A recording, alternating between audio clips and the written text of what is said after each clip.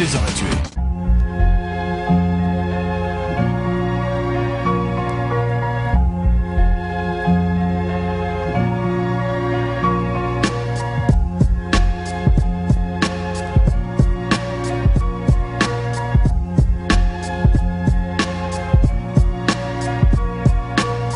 Bonjour et bienvenue dans ce numéro du Reporter de l'extrême.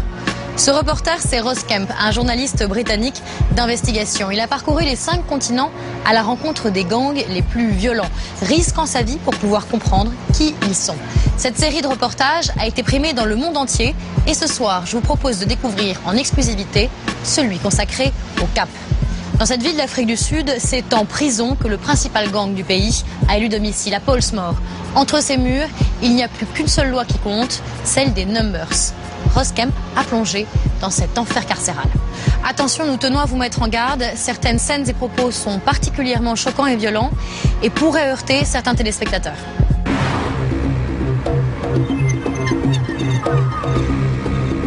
Je suis dans un des endroits les plus dangereux au monde et je vais à la rencontre de gangs extrêmement violents. Je les tue.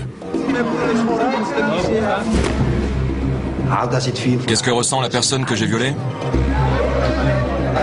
Je me rapproche petit à petit d'une fraternité infréquentable qui engendre la crainte et la terreur. Fermeture!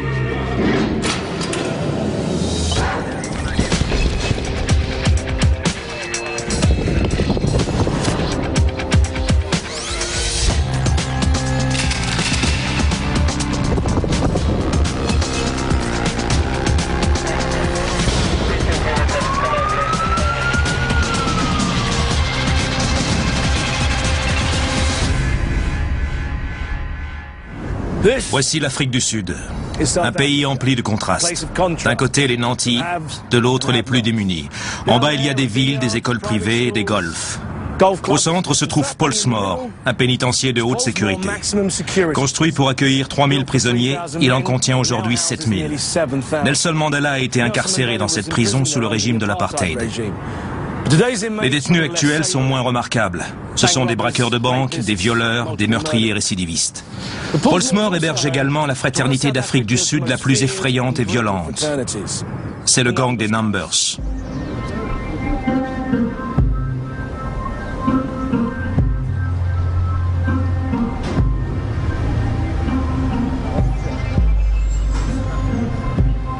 Je viens voir Chris Malgas. Ça nous a pris 4 mois pour négocier l'accès à la prison afin de rencontrer le gang. Je viens de faire 9600 km. Je ne peux plus faire marche arrière. Je me demande dans quoi je me suis encore embarqué.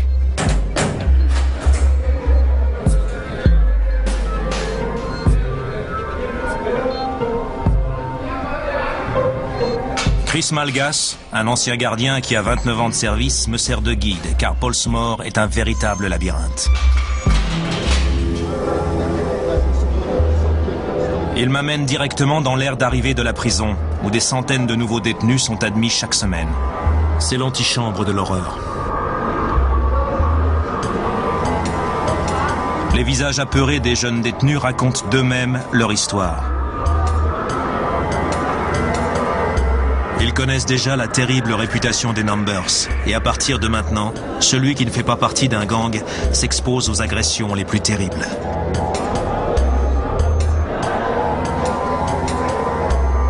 Cet homme est un meurtrier récidiviste et un vieux membre du gang 28. Il porte de l'intérêt à un nouvel arrivant. Il cherche peut-être à l'enrôler dans le gang des Numbers, à moins qu'il veuille juste lui extorquer de l'argent ou certaines faveurs.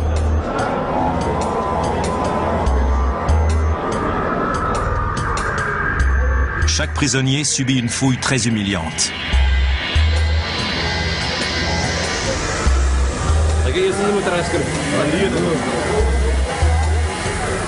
Les gardiens savent que certains d'entre eux rencontrent ces gangs pour la première fois.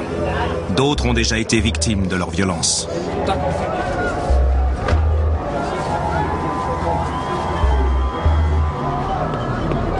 Chris, ils les font s'accroupir. Pourquoi font-ils ça?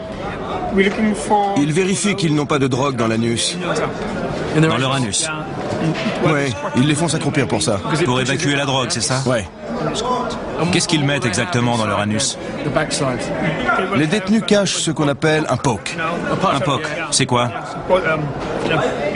Un sachet en plastique rempli soit de daga, qui est l'herbe locale, soit de mandrax, une drogue synthétique.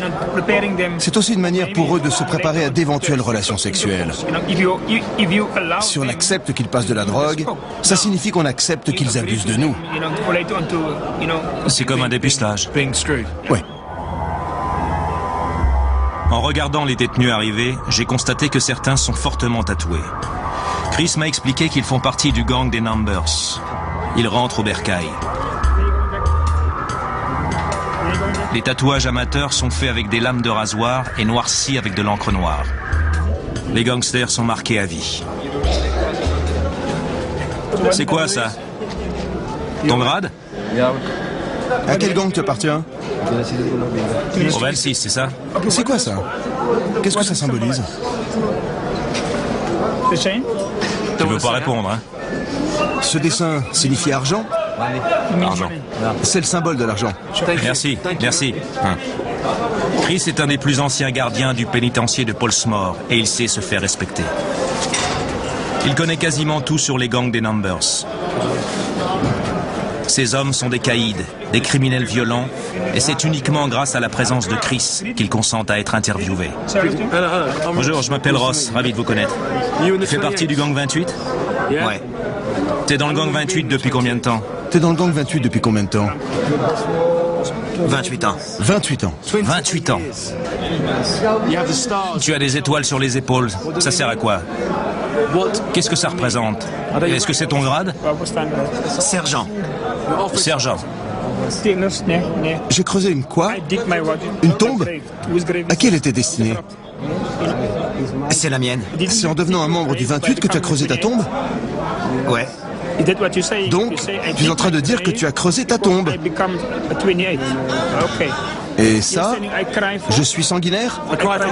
Je suis sanguinaire. À quel groupe du 28 tu appartiens? À la Bloodline. Bloodline. Le groupe Bloodline représente les hommes de main du gang 28. Ce qui les différencie du groupe White Line, une branche subordonnée du gang. Je peux te poser une question? Que penses-tu du gang 26? Le 26? Je sais pas. Tu ne connais pas ce gang? Non. Tu ne sais pas de quoi je parle?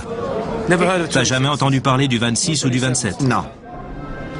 Le gang des Numbers a une hiérarchie pseudo-militaire et il est régi par la loi du silence. Celui qui rompt le silence est passible de mort. Même avec l'aide de Chris, entrer dans le monde des ombres n'est pas chose facile. Les détenus avec qui nous avons discuté, ceux qui ont des épaulettes tatouées sur leurs épaules, les généraux, les capitaines, les sergents-chefs, les sergents en second, ont une plus grande estime d'eux en étant à Portsmouth. Je comprends mieux pourquoi certains gars tiennent absolument à être incarcérés ici. Car à l'extérieur, ils ne valent rien, ils ne sont rien. Je n'ai passé qu'une heure à Portsmouth et tous mes sens sont en effervescence. C'est comme un zoo humain. Les odeurs, les visions, les bruits sont démultipliés. Je n'ai pas honte d'admettre que j'ai la trouille. Les gardiens eux-mêmes ne sont pas en sécurité. Beaucoup de gardiens se sont fait poignarder ici. Certains ont même trouvé la mort. Un gardien s'est fait découper l'œil, c'est bien ça? Et un autre s'est fait poignarder. Ouais, j'étais présent. Vous y étiez? J'étais présent. J'étais sur place quand c'est arrivé à M. Murray. Il a pris sa retraite en 2006. En tout, il s'est fait poignarder 5 fois.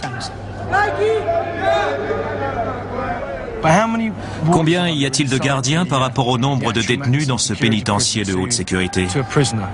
Dites-moi à peu près. Il y a un gardien pour 100 détenus. Un gardien pour 100 détenus? Oui. Et la majeure partie des détenus sont des meurtriers et des criminels violents? Ce sont des criminels violents, des violeurs, des meurtriers. Pour comprendre comment fonctionne le gang des Numbers, je dois discuter avec des Sud-Africains très dangereux. Prochaine étape, je me rends dans le repère des lions. Le gang des Numbers est composé de 3 gangs, le 26, le 27 et le 28.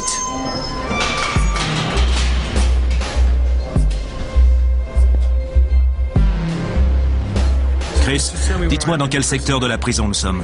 Nous sommes dans le QG des Numbers. C'est le QG des Numbers. Oui. Nous allons pénétrer dans 2 cellules. Dans 2 cellules?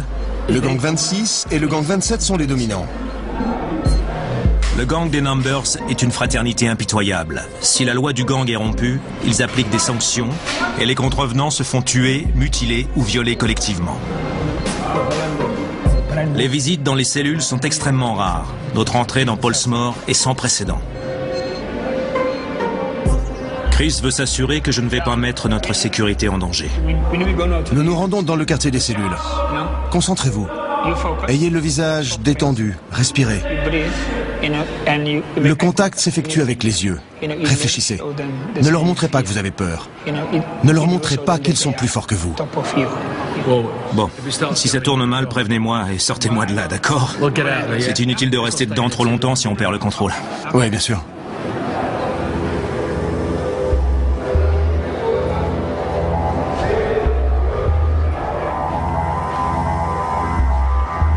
Est-ce qu'on peut entrer?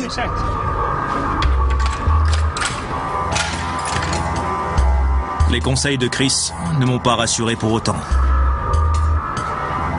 C'est bon, je peux entrer, Chris? Ouais, rentrez, rentrez. Bonjour. J'ai passé 1 heure dans une cellule en compagnie des détenus les plus dangereux de la prison. Parmi eux se trouve un membre du gang 27. C'est celui que les Numbers appellent l'assassin. J'ai fini par réaliser à quel point la loi du silence dans un gang est forte. Je viens de comprendre une chose. Aucun de vous acceptera de me parler des Numbers. Pourrais-tu m'expliquer pourquoi? On a tous prêté serment de ne jamais révéler nos secrets à personne. À moins que ce soit l'un d'entre nous. Dans ce cas, on peut en discuter. Je ne suis pas l'un des vôtres. Ouais. Je peux te poser une question? C'est la dernière. Qu'arriverait-il à celui qui parlerait? Ce serait dangereux pour lui, il serait sanctionné. Je donnerai aucun détail. Mais il y aurait une sanction. Je n'ose imaginer de quoi les Numbers sont capables. Merci. Merci. Merci les gars. Que puis-je ajouter? Nous avons parlé de tout et de rien, sans obtenir d'infos sur les Numbers. Le membre du gang des 27 qu'on m'a présenté ressemble à un enfant de 12 ans.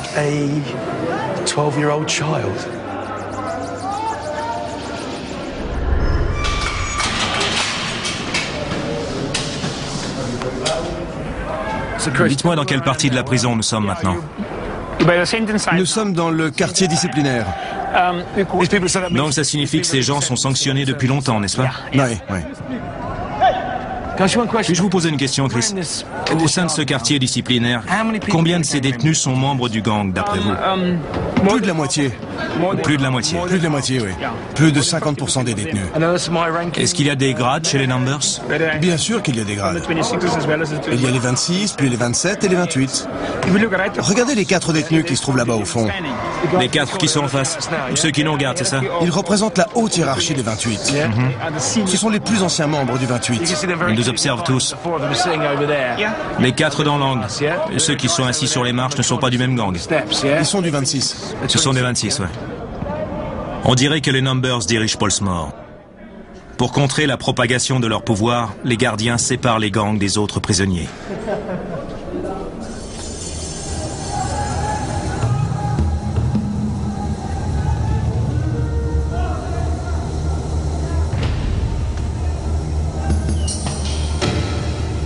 C'est la fin de ma première journée à Pollsmoor. Je me demande si j'arriverai à rompre la loi du silence du gang des Numbers. Je suis en Afrique du Sud et j'enquête au sein d'un pénitencier sur un gang terrifiant qui s'appelle les Numbers. Jusqu'à présent, je me suis heurté à un mur de silence. Mon guide, le gardien Chris Malgas, m'a expliqué que les autorités de la prison autorisent le gang des Numbers à effectuer les tâches quotidiennes. Si j'arrive à les faire parler de leur travail, je découvrirai sûrement certains de leurs secrets. Chris? Chris, je peux entrer, c'est bon? Oui, allez-y. Pourriez-vous me dire combien de détenus occupent cette cellule? Je ne parle pas bien l'anglais. Je parle très bien l'afrikaans. On est 14 dans cette cellule. 14 détenus, ok. Vous deux êtes chargés de la nourriture. Dites-moi, vous appartenez à quel gang? Au gang 28. Donc le gang 28 contrôle la nourriture, c'est ça? Oui. Ça a toujours marché comme ça? Oui. Dans toutes les prisons. Dans chaque prison. Pourquoi le gang 26 ne contrôle pas la nourriture? Pour quelle raison? Et les 26 doivent faire le ménage. Nettoyer la cantine. C'est son